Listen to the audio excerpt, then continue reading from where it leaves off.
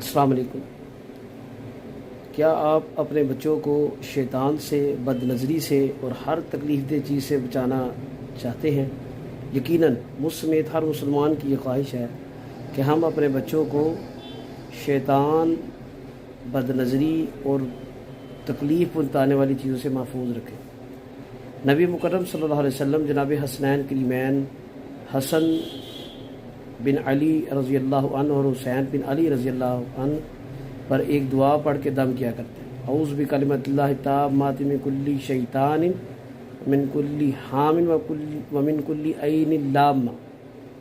یہ دعا پڑھ کے اللہ کے صلی اللہ علیہ وسلم دم کیا کرتے تھے، اور آپ فرمایا کرتے کہ جناب ابراہیم علیہ السلام اپنے بچوں پر بھی اس دعا کو پڑھ کے دم کیا کرتے تھے۔ اللہ سے دعا ہے اللہ تعالیٰ مجھے اور آپ کو اس دعا کو یاد کرنے کی توفیق عطا فرمائے۔ السلام علیکم ورحمۃ اللہ۔